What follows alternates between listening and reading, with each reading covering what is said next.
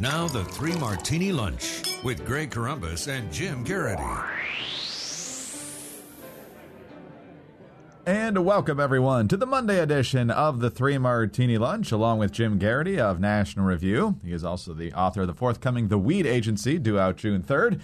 I'm Greg Corombos of Radio America. We trust all the moms out there had a wonderful Mother's Day, and we're glad everyone's tuned in to the Monday edition of the Three Martini Lunch. We've got good, bad, and crazy martinis for you, as usual. And, Jim, we start with one of those good martinis that proves we were right. It doesn't necessarily mean there's good news out there. Tim Geithner is one of several former Clinton administration officials getting ready to release a book, Hillary Clinton among them.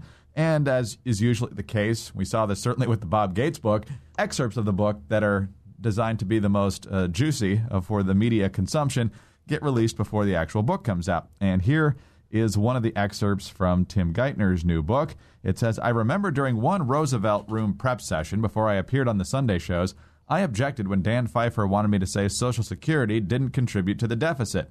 It wasn't a main driver of our future deficits, but it did contribute. Pfeiffer said the line was a dog whistle to the left, a phrase I had never heard before. He had to explain that the phrase was code to the Democratic base, signaling we intended to protect Social Security." And so the banner headlines is that I was told to lie going on the Sunday shows, and anybody who's been following the Benghazi story would suggest that might not have been the first time or the last time that happened.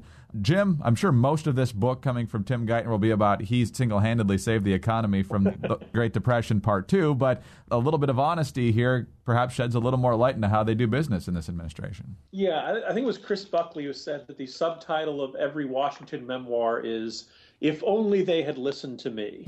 I'm sure we'll get a good portion of that from Geithner. This is a bit of an admission against interest here. And then basically he's saying, look, I was too this is a humble brag.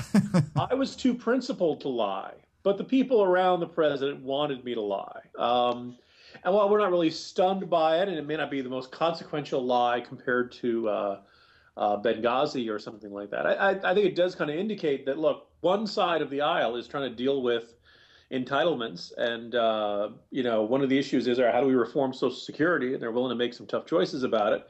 And the administration's viewpoint is no, there's no, Social Security does not contribute to the deficit. Now, Geithner says it's not a major driver of the deficit. And yeah, you can point more of the finger at Medicaid and Medicare, although admittedly, like the argument way back when by Rick Perry that Social Security is a pyramid scheme. Look, you need a lot of workers paying into it to support the retirees. If you have more retirees and retirees living longer, then by golly, you need more workers. And because of the population change from the baby boomers to Generation X, you just don't have that. So you can understand why people would say, hey, yeah, Social Security is part of our entitlement problem. This is the White House's approach to a lot of things, which is if they don't have a good solution for the problem, deny that it's a problem.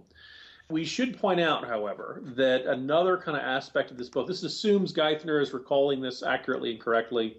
He also says that at one point, one of Romney's economic advisors said that he supported raising taxes and Romney supported raising taxes, but that they couldn't admit it during the campaign.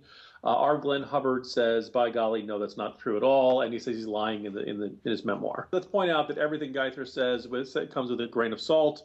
As Glenn Reynolds put it this morning, Greg, next thing you'll be telling me is that Tim Geithner cheats on his taxes or something. Well, yeah, it'll be interesting to see what else comes out here. But as you mentioned, all of the memoirs designed to make these folks look good. But every once in a while you get that moment of honesty, and I don't think too many people who have been following the White House communication strategy will be reading that and saying, Dan Pfeiffer? No, he would never. Yeah, that doesn't sound like the Dan we know. All right, on to the bad martini now. And lately we've been talking about quite a few good polls, and there's even been some we didn't have time for, like Mary Landrieu's looking terrible down in Louisiana. There was just a new poll out from Rasmussen showing Tom Tillis up a point on Kay Hagan following his primary victory last week. But there's a poll out of Arkansas that's our bad martini, and that's from NBC and Marist. It shows Mark Pryor, believed to be one of the most vulnerable Democrats up for re-election this year, with an 11-point lead, 51-40, over Tom Cotton, the freshman congressman, war veteran of both Iraq and Afghanistan. And there's some consternation here among Republican sources about how this was done. Republicans were too little of the sample, and there were too many people called on cell phones as opposed to landlines.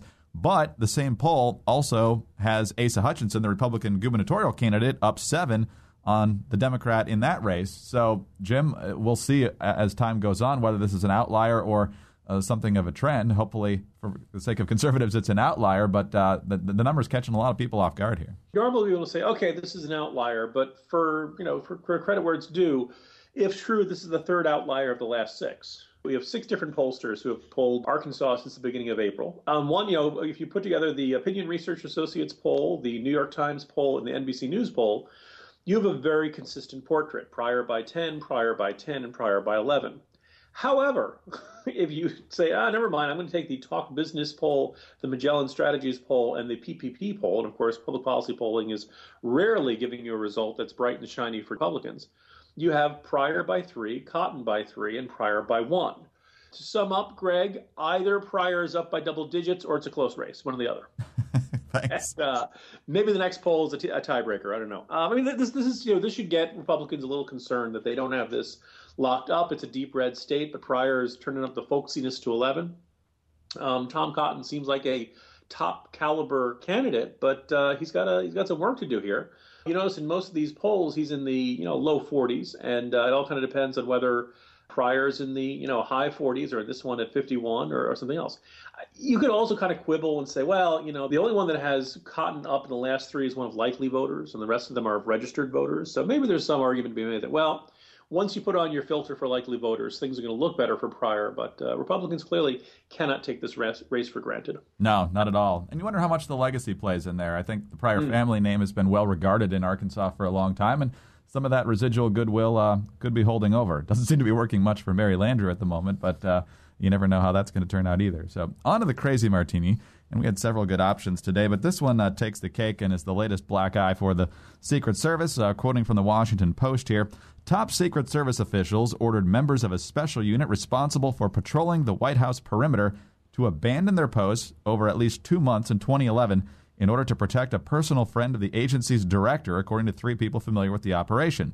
Known internally as Operation Moonlight, diverted agents went to a rural area outside the southern Maryland town of La Plata, about an hour away from Washington.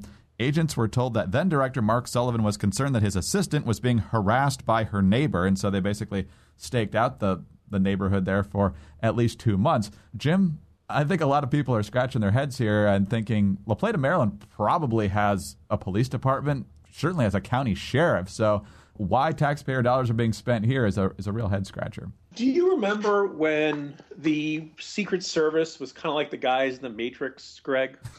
They weren't shadowy. They were just, they were there. They all looked the same. They had their dark glasses, their earpieces, speaking into their wrist. And they just get this image of like just consummate professionalism. Think back to Clint Eastwood's In the Line of Fire. There was kind of a glamorous government agency. Obviously the kind of the reputation that they're willing to take a bullet for the president. This is kind of the toughest, one of the toughest and most challenging assignments. And these guys rose to the challenge.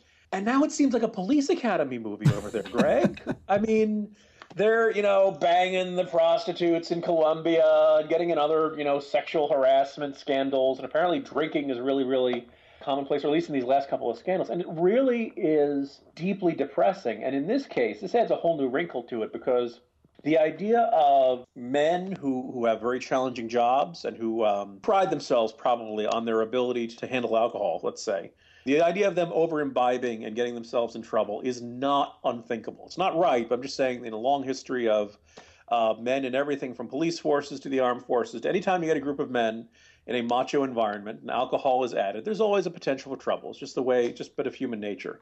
In this one, look, we don't know if this neighbor really was harassing this woman or whether he was, just some guy, said something she didn't like. But the idea of the powerful people who are connected to government being able to get government resources to work for them personally, that's a much deeper form of corruption. And that is something that they got to draw a much harder line against. Even the, soliciting prostitutes and other, drunkenness and troubles like this. This is using the state for interests that are not in the public's interest, but are a bit in the private interest. As you mentioned, there are other avenues for this alleged harassment going on. Look, maybe this person really was terrible.